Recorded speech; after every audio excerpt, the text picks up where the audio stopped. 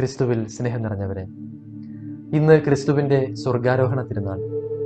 ഈ തിരുനാളോടുകൂടി പെസഹ രഹസ്യങ്ങളുടെ ആഘോഷം അതിൻ്റെ പാരമ്യത്തിൽ എത്തുകയാണ്. അപ്രധാനമെന്ന് നമുക്ക് തോന്നുമെങ്കിലും വളരെ പ്രാധാന്യമുള്ള ഒരു തിരുനാളാണിത്. കാരണം എന്താണ് സ്വർഗാരോഹണം എന്ന് വ്യക്തമായി മനസ്സിലാക്കിയാൽ മാത്രമേ ക്രിസ്തു നമുക്ക് നേടിത്തന്നിരിക്കുന്നത് എന്താണെന്നും അനുദിനം ബലിയർപ്പിക്കുന്നത് എന്തിനാണെന്നും, അതായത് ഓരോ ബലിയർപ്പണത്തിലും ക്രിസ്തുവിനെ വീണ്ടും വീണ്ടും കൊല്ലുകയാണോ എന്നും, ഒപ്പം ക്രിസ്തുവിലൂടെ നമ്മൾ അനുഭവിക്കുന്ന അനുഗ്രഹങ്ങൾ എന്താണെന്നും മനസ്സിലാക്കാൻ സാധിക്കുകയുള്ളൂ. അതിന് ഇന്നത്തെ സുവിശേഷത്തിന്റെ പ്രധാന ഭാഗത്തേക്ക് നിങ്ങളുടെ ശ്രദ്ധ ക്ഷണിക്കുകയാണ്. അവൻ അവരെ ബഥാനിയ വരെ കൂട്ടിക്കൊണ്ടുപോയി കൈകൾ ഉയർത്തി അവരെ അനുഗ്രഹിച്ചു കൊണ്ടിരിക്കെ അവൻ അവരിൽ നിന്ന് മറയുകയും സ്വർഗത്തിലേക്ക് സംവഹിക്കപ്പെടുകയും ചെയ്തു. അവർ അവനെ ആരാധിച്ചു, അത്യന്തം ആനന്ദത്തോടെ ജെറുസലേമിലേക്ക് മടങ്ങി. ലൂക്കാ സുവിശേഷകൻ യേശുവിന്റെ സ്വർഗാരോഹണത്തെക്കുറിച്ച് ചുരുങ്ങിയ വാക്കുകളിൽ പറഞ്ഞിരിക്കുന്നത് ഇങ്ങനെയാണ്: ലോകത്തിന്റെ അതിർത്തികൾ വരെ ക്രിസ്തുവിന് സാക്ഷികളായിരിക്കുക എന്ന് പറഞ്ഞുകൊണ്ട് ബഥാനിയ വരെ അവരെ കൂട്ടിക്കൊണ്ടു വന്നിട്ട് അവിടുന്ന് സ്വർഗത്തിലേക്ക് പോയി. ബഥാനിയ എന്നാൽ അനുസരണത്തിന്റെ ഭവനം എന്നാണ് അർത്ഥം. എന്താണ് ശിഷ്യർ അനുസരിക്കേണ്ടത്? അവിടുന്ന് പഠിപ്പിച്ചത് പ്രാവർത്തികമാക്കുകയും ലോകത്തിന്റെ അതിർത്തികൾ വരെ എത്തിക്കുകയും ചെയ്യുക. നമ്മോട് ഓരോരുത്തരോടുമുള്ള കൽപ്പനയാണത്. അപ്പോൾ സ്വാഭാവികമായി ഒരു സംശയം തോന്നാം. തീർച്ചയായും ഭൂമിയിലുള്ള ഏതൊരു മനുഷ്യനേക്കാളും വചനം ലോകത്തിന്റെ അതിർത്തികളോളം കൂടുതൽ വ്യക്തമായും സ്പഷ്ടമായും പ്രസംഗിക്കാൻ കഴിയുന്നത് ഉദ്ധിതനായ ക്രിസ്തുവിനാണ്. എന്നിട്ടും എന്തേ അവിടുന്ന് സ്വർഗത്തിലേക്ക് കയറിപ്പോയി? അപ്പോൾ നമ്മൾ കരുതുന്നതിനേക്കാൾ കൂടുതൽ കാര്യങ്ങൾ സ്വർഗാരോഹണത്തിൽ ഉൾച്ചേർന്നിട്ടുണ്ട് എന്ന് സത്യം. അത് മനസ്സിലാക്കാനുള്ള താക്കോൽ കൈകൾ ഉയർത്തി അവരെ അനുഗ്രഹിച്ചു കൊണ്ടിരിക്കെ അവൻ സ്വർഗത്തിലേക്ക് സംവഹിക്കപ്പെടുകയും ചെയ്തു എന്നതാണ്. കൈകൾ ഉയർത്തി അനുഗ്രഹിച്ചു എന്ന് പറഞ്ഞാൽ പൗരോഹിത്യ ശുശ്രൂഷയാണ് സൂചിപ്പിക്കുന്നത്. ലേവ്യരുടെ പുസ്തകത്തിൽ നാം ഇങ്ങനെ വായിക്കും: അഹ്റോൻ ജനത്തിന്റെ നേരെ കൈകൾ ഉയർത്തി അവരെ അനുഗ്രഹിച്ചു. പാപപരിഹാര ബലിയും ദഹനബലിയും സമാധാന ബലിയും അർപ്പിച്ചതിനു ശേഷം അവൻ ഇറങ്ങി വന്നു. മോശയുടെ ഉടമ്പടി പ്രകാരം ഇസ്രായേലിന്റെ ആദ്യ മഹാപുരോഹിതനായ അഹ്റോൻ ബലിക്ക് ശേഷം ജനത്തിന് നൽകുന്ന ആശീർവാദത്തെയാണ് ഇവിടെ പരാമർശിച്ചിരിക്കുന്നത്. അഹ്റോനെയും യേശുവിനെയും താരതമ്യം ചെയ്താൽ അഹ്റോൻ ബലി അർപ്പിച്ചതിന് ശേഷം ബലിപീഠത്തിൽ നിന്ന് ഇറങ്ങി കൈകൾ ഉയർത്തി ജനങ്ങളെ അനുഗ്രഹിക്കുന്നു. യേശുവാകട്ടെ കുരിശിൽ സ്വയം ബലിയർപ്പിച്ചതിന് ശേഷം ഇസ്രായേൽ മക്കളുടെ പ്രതിനിധികളായ അപ്പസ്തോലന്മാരെ അനുഗ്രഹിക്കുന്നു. എന്നാൽ അഹ്റോൻ ബലിപീഠത്തിൽ നിന്ന് ഇറങ്ങി വന്നുവെങ്കിൽ യേശു ബലിപീഠത്തിൽ നിന്ന് ഇറങ്ങി വരികയല്ല, മറിച്ച് സ്വർഗത്തിലേക്ക് കയറിപ്പോവുകയാണ് ചെയ്തത്. എന്തുകൊണ്ടാണ് സ്വർഗത്തിലേക്ക് കയറിയത്? എന്തുകൊണ്ടാണ് സ്വർഗത്തിലേക്ക് കയറിയത് എന്ന് മനസ്സിലാക്കാൻ ഇന്നത്തെ രണ്ടാമത്തെ വായന, ഹെബ്രായർക്കുള്ള ലേഖനം, നമ്മെ സഹായിക്കും. അവിടെ ഇപ്രകാരം പറയുന്നു: മനുഷ്യനിർമ്മിതവും സാക്ഷാൽ ഉള്ളവയുടെ പ്രതിരൂപവുമായ വിശുദ്ധ സ്ഥലത്തേക്കല്ല, നമുക്ക് വേണ്ടി ദൈവസന്നിധിയിൽ നിൽക്കാൻ സ്വർഗത്തിലേക്ക് തന്നെയാണ് യേശു പ്രവേശിച്ചത്. ഈ വചനം മനസ്സിലാക്കാൻ പഴയ നിയമ ദേവാലയം എന്താണെന്ന് ഒന്ന് മനസ്സിലാക്കിയിരിക്കണം. മോശയോട് ദൈവം നിർമ്മിക്കാൻ ആവശ്യപ്പെട്ട സമാഗമ കൂടാരം യഥാർത്ഥത്തിൽ സ്വർഗീയ ദേവാലയത്തിന്റെ മാതൃകയായിരുന്നു. ഈ സമാഗമ കൂടാരത്തിന് 3 ഭാഗങ്ങളുണ്ടായിരുന്നു. അതിൽ ഏറ്റവും ഉള്ളിലെ ഭാഗമാണ് അതിവിശുദ്ധ സ്ഥലം. അവിടെയാണ് ദൈവിക സാന്നിധ്യമായി വാഗ്ദാന പേടകം ഇരുന്നിരുന്നത്. ഈ അതിവിശുദ്ധ സ്ഥലത്ത് പ്രധാന പുരോഹിതനൊഴികെ മറ്റാർക്കും പ്രവേശിക്കാൻ അനുവാദമുണ്ടായിരുന്നില്ല. അതാകട്ടെ വർഷത്തിൽ ഒരിക്കൽ മാത്രം യോം കിപ്പൂർ തിരുനാളിന് അഥവാ പാപപരിഹാര ദിനത്തിന്റെ അന്ന് ജനങ്ങളുടെ പാപപരിഹാരത്തിനായി ബലിയർപ്പിക്കപ്പെട്ട കുഞ്ഞാടിന്റെ രക്തവുമായി അതിവിശുദ്ധ സ്ഥലത്ത് കയറി ജനത്തിന്റെ പാപമോചനം തേടാനായിരുന്നു. അതുകൊണ്ടാണ് ഹെബ്രായ ലേഖകൻ പറയുന്നത്, സ്വർഗത്തിലെ ദേവാലയത്തിന്റെ പ്രതിരൂപമായ ഭൂമിയിലെ ദേവാലയത്തിലേക്കല്ല, മറിച്ച് യഥാർത്ഥ ദേവാലയത്തിലേക്ക്, സ്വർഗത്തിലേക്ക് തന്നെയാണ് യേശു കയറിയത് എന്ന്. എന്താണ് അവിടെ ചെയ്യുന്നത്? അവിടെ ദൈവപിതാവിന് എന്നേക്കുമായി സ്വയം ബലിയർപ്പിക്കുന്നു. കുറച്ചുകൂടെ വ്യക്തമായി പറഞ്ഞാൽ, പ്രധാന പുരോഹിതനായ ക്രിസ്തു യഥാർത്ഥ ദേവാലയത്തിൻ്റെ അതിവിശുദ്ധ സ്ഥലത്ത് കയറി എന്നേക്കും ബലിയർപ്പിക്കുന്നു എന്നാണ്. യേശുവിൻ്റെ ബലി എന്ന് പറയുമ്പോൾ നമ്മൾ സാധാരണ മനസ്സിലാക്കുന്നത് തൻ്റെ ശരീരവും രക്തവും ജീവനും കുരിശിൽ ചിന്തിയ യേശുവിൻ്റെ കാൽവരി ബലിയെ മാത്രമാണ്. തീർച്ചയായും അതൊരു പരമയാഗം തന്നെയായിരുന്നു.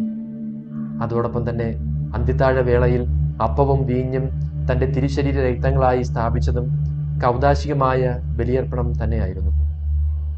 അതും പെസഹ രഹസ്യങ്ങളുടെ അവിഭാജ്യ ഘടകമാണ്. എന്നാൽ അന്ത്യത്താഴ വേളയിൽ മാളിക മുറിയിൽ ആരംഭിച്ച് പിറ്റേന്ന് കാൽവരി മലയിൽ ഉച്ചസ്ഥായിയിലെത്തുന്ന യേശുവിൻ്റെ ഭൗതിക ബലി കാൽവരിയോടെ അവസാനിക്കുന്ന ഒന്നല്ല. മരിച്ചവരിൽ നിന്നുള്ള ഉയർപ്പിലും പിന്നീടുള്ള സ്വർഗാരോഹണവും വഴി യേശു തൻ്റെ ശരീരം ക്രൂശിക്കപ്പെട്ടതും ഉയർത്തെഴുന്നേറ്റതും എന്നാൽ മുറിവുകളുള്ള മഹത്വീകൃതമായ തൻ്റെ ശരീരം സ്വർഗീയ ദേവാലയത്തിലേക്ക് കൊണ്ടുവന്ന് ദൈവപിതാവിന് നിത്യതയിൽ തന്നെ സമർപ്പിക്കുന്നു. അപ്പോഴാണ് ക്രിസ്തുവിൻ്റെ ബലി പൂർണ്ണമാകുന്നത്. ഈ ബലിയുടെ ഈ ഒരു വശം കൂടി മനസ്സിലാക്കുമ്പോഴാണ് പഴയ നിയമ തിരുനാളുകൾ എങ്ങനെ ക്രിസ്തുവിൽ പൂർണ്ണമായി എന്ന് നമുക്ക് വ്യക്തമാകുന്നത്. ഭൂമിയിൽ തൻ്റെ കുരിശുമരണം വഴി യേശു പെസഹ തിരുനാളും പെസഹ കുഞ്ഞാടിൻ്റെ ബലിയും പൂർത്തിയാക്കിയെങ്കിൽ സ്വർഗാരോഹണം വഴി പാപപരിഹാര ദിനവും പൂർണ്ണമാക്കി. പാപപരിഹാര ദിനം അഥവാ യോം കിപ്പൂർ ഇസ്രായേല്യർക്ക് അതിവിശുദ്ധ ദിനമായിരുന്നു. നേരത്തെ ഞാൻ പരാമർശിച്ചതുപോലെ തന്നെ വർഷത്തിൽ ഒരിക്കൽ ജനങ്ങളുടെ പാപപരിഹാരത്തിനായി ബലിയർപ്പിക്കപ്പെട്ട കുഞ്ഞാടിൻ്റെ രക്തവും കൊണ്ട് പ്രധാന പുരോഹിതന് മാത്രം പ്രവേശിക്കാൻ അനുവാദമുള്ള അതിവിശുദ്ധ സ്ഥലത്തേക്ക് പ്രധാന പുരോഹിതൻ പ്രവേശിക്കുന്ന ദിനം. അതിൻ്റെ പൂർണ്ണതയാണ് യേശുവിൻ്റെ സ്വർഗാരോഹണത്തിൽ കാണുന്നത്. മാനവകുലത്തിൻ്റെ പാപപരിഹാരത്തിനായി ബലിയർപ്പകനും ബലിവസ്തുവുമായ ക്രിസ്തു ബലിയർപ്പിച്ചതിനു ശേഷം അതിവിശുദ്ധ സ്ഥലത്തേക്ക് സ്വർഗത്തിലേക്ക് പ്രവേശിക്കുകയാണ്. അങ്ങനെ 2000 വർഷങ്ങൾക്ക് മുൻപ് ചരിത്രത്തിൽ ഒരു നിശ്ചിത കാലയളവിൽ നടന്ന തൻ്റെ പീഡാസഹന മരണത്തെ സ്ഥലകാല പരിമിതികൾക്ക് അപ്പുറത്തേക്ക് നിത്യതയിലേക്ക് ഉയർത്തുന്നു. ഈ രഹസ്യം തിരിച്ചറിയുമ്പോഴാണ് 2000 വർഷങ്ങൾക്ക് മുൻപ് കാൽവരിയിൽ നടന്ന ക്രിസ്തുവിൻ്റെ എന്നേക്കുമായി അർപ്പിക്കപ്പെട്ട ഏകബലി 21-ാം നൂറ്റാണ്ടിൽ ജീവിക്കുന്ന എനിക്കും നിങ്ങൾക്കും എങ്ങനെ പ്രയോജനപ്പെടുന്നു, എങ്ങനെ എനിക്ക് വേണ്ടി അർപ്പിക്കപ്പെട്ട ബലിയായി മാറുന്നു എന്നൊക്കെ മനസ്സിലാകുന്നത്. സ്ഥലകാല പരിമിതികൾക്ക് അതീതമായി യേശു നിത്യതയിൽ ബലിയർപ്പിക്കുന്നത് കൊണ്ടാണ് കാൽവരിയിലെ ഏകബലി ഇന്ന് നമുക്ക് നമ്മുടെ ദേവാലയങ്ങളിൽ ഓരോ അൾത്താരയിലും അർപ്പിക്കാൻ സാധിക്കുന്നത്. അതുകൊണ്ട് ഭൂമിയിൽ അർപ്പിക്കുന്ന ഓരോ ദിവ്യബലിയും സ്വർഗത്തിൽ ക്രിസ്തു അർപ്പിക്കുന്ന നിത്യമായ ബലിയിലുള്ള നമ്മുടെ പങ്കുചേരലാണ്. അതിനാൽ ഓരോ ബലിയിലും ക്രിസ്തു വീണ്ടും വീണ്ടും ക്രൂശിക്കപ്പെടുന്നില്ല, മറിച്ച് അവിടുന്ന് എന്നേക്കുമായി അർപ്പിച്ച ഏകബലിയിൽ നമ്മൾ പങ്കുകാരാവുകയാണ്. അതുകൊണ്ടാണ് ദിവ്യബലിയിൽ 1-ാമത്തെ സ്തോത്രയാഗ പ്രാർത്ഥനയിൽ ഇങ്ങനെ പ്രാർത്ഥിക്കും: സർവശക്തനായ ദൈവമേ, ഏറ്റവും താഴ്മയോടെ ഞങ്ങൾ അപേക്ഷിക്കുന്നു. ഈ ദിവ്യബലി അങ്ങയുടെ വിശുദ്ധ ദൂതന്റെ കരങ്ങൾ വഴി സംവഹിച്ച് അങ്ങയുടെ മഹനീയ അൾത്താരയിലേക്ക്, അങ്ങയുടെ മഹത്വമേറിയ തിരുമുൻപിലേക്ക് സംവഹിക്കാൻ കൽപ്പിച്ചരുളിയാലും ഈ ബലിപീഠത്തിൽ അർപ്പിച്ച ബലിയിൽ പങ്കുചേർന്ന് അങ്ങയുടെ പുത്രന്റെ ശരീരവും രക്തവും സ്വീകരിക്കുമ്പോഴെല്ലാം എല്ലാ സ്വർഗീയ അനുഗ്രഹങ്ങളാലും പ്രസാദവരങ്ങളാലും ഞങ്ങൾ നിറയുമാറാകട്ടെ എന്ന്. അതേ പ്രിയപ്പെട്ടവരെ, ദിവ്യബലി എന്നത് ഭൂമിയിലെ സ്വർഗമാണ്. അതുകൊണ്ടാണ് ലേഖകൻ വീണ്ടും പറയുന്നത്, യേശുവിൻ്റെ രക്തം മൂലം വിശുദ്ധ സ്ഥലത്തേക്ക് പ്രവേശിക്കാൻ നമുക്ക് മനോധൈര്യമുണ്ടെന്ന്. അതിനാൽ പ്രിയപ്പെട്ടവരെ, ക്രൈസ്തവ വിശ്വാസം എന്നത് ഒരു കെട്ടുകഥയല്ല, അത് വരാനിരിക്കുന്ന ഒരു ഉട്ടോപ്യൻ ഐഡിയയുമല്ല, മറിച്ച് ഇന്ന് അനുഭവിക്കാൻ സാധിക്കുന്നതും നാളെ പൂർണ്ണമാകുന്നതുമായ യാഥാർത്ഥ്യമാണ്. ഈ ഒരു രഹസ്യം മനസ്സിലായതുകൊണ്ടാണ് യേശു തങ്ങളുടെ ദൃഷ്ടിയിൽ നിന്നകന്നപ്പോഴും ശിഷ്യന്മാർ സന്തോഷത്തോടു കൂടി കാണപ്പെട്ടത്. കാരണം മനുഷ്യപ്രകൃതിയിലുള്ള ക്രിസ്തുവിൻ്റെ സ്വർഗപ്രവേശം നമ്മുടെ കൂടെ ഉയർച്ചയാണ്. കാരണം സഭ ക്രിസ്തുവിൻ്റെ ശരീരമാണ്. സഭയുടെ ശിരസ് എന്ന നിലയിൽ ക്രിസ്തു സ്വർഗത്തിൽ പ്രവേശിച്ചുവെങ്കിൽ ശരീരം എന്ന നിലയിൽ നമുക്കും സ്വർഗപ്രവേശത്തിന് വാതിൽ തുറന്നിരിക്കുകയാണ്.